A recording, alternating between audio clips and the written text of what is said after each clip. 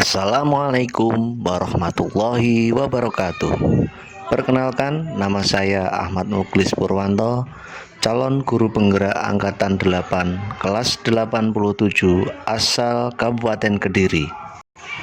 Pada kesempatan kali ini, saya ingin memaparkan tugas modul 1.1 tentang filosofi Ki Hajar Dewantara, khususnya asas trikon.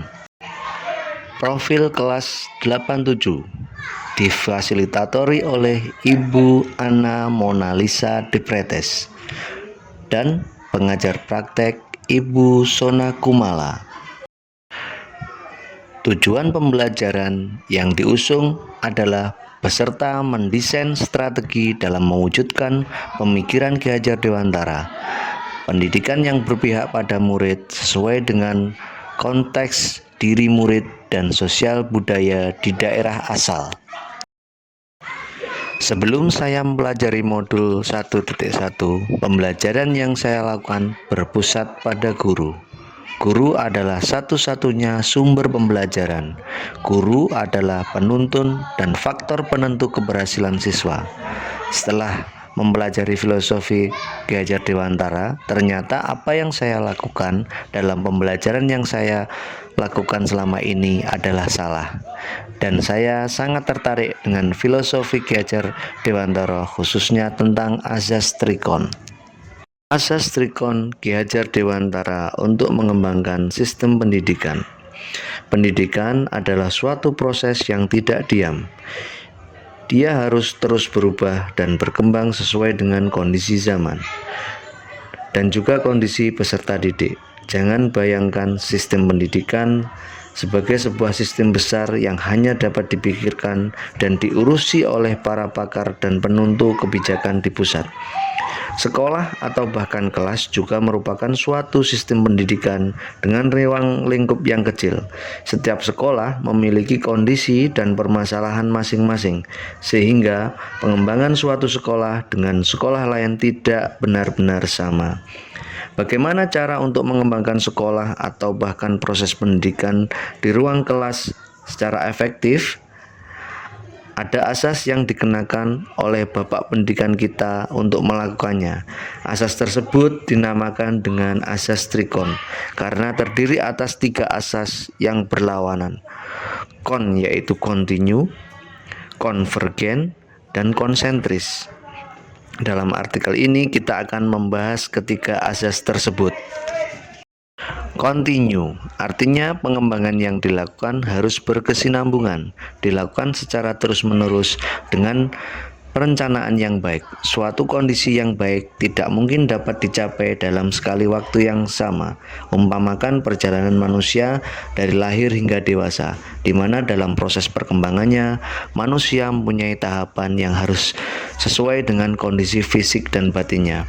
Dari proses yang dilalui dalam jangka panjangnya akan mewujudkan sosok manusia dewasa yang merdeka, dalam arti lain bebas dan dapat melakukan segala sesuatu sesuai dengan kebutuhannya. Konvergen artinya pengembangan yang dilakukan dapat mengambil dari berbagai sumber di luar, bahkan dari praktek pendidikan di luar negeri, seperti yang dilakukan oleh Ki Hajar Dewantara ketika mempelajari berbagai praktek pendidikan di dunia, misalnya Maria Montessori, Froebel, dan Trager. Praktek-praktek tersebut dapat kita pelajari untuk nantinya disesuaikan dengan kebutuhan yang kita miliki sendiri. Saat ini teknologi informasi telah sedemikian canggih sehingga guru atau kepala sekolah dapat mempelajari berbagai kemajuan pendidikan dari mana saja dan kapan saja.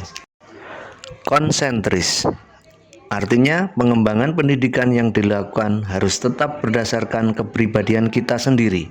Tujuan utama pendidikan adalah menuntun tumbuh kembang anak secara maksimal sesuai dengan karakter kebudayaannya sendiri.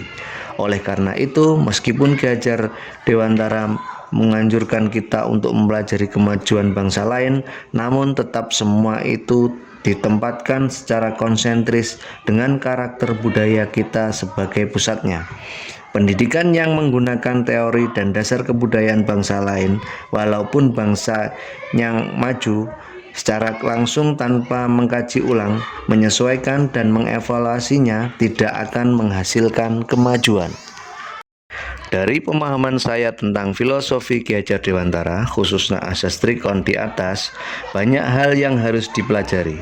Saya mengumpamakan sebuah HP akan terasa biasa bila saja di tangan orang yang biasa. Akan tetapi bila HP tersebut dipegang oleh orang yang mau berpikir atau berkembang, maka akan banyak sekali manfaatnya. Misalnya sebagai alat pembelajaran, alat transaksi keuangan, dan sebagai alat jual beli dan lain sebagainya.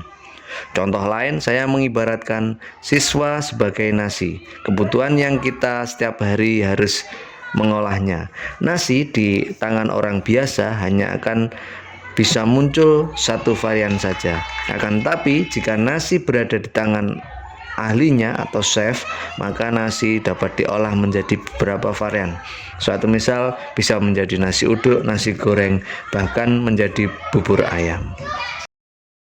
Kesimpulan tentang filosofi Ki Hajar Dewantara menurut saya adalah memberikan kebebasan yang seluas-luasnya kepada siswa untuk berkarya atau menunjukkan prestasi yang dimilikinya. Untuk itu, tugas seorang guru menuntun siswanya sesuai dengan kodrat alam dan kodrat zamannya, menghantarkan mereka menjadi manusia yang selamat jiwa dan raganya.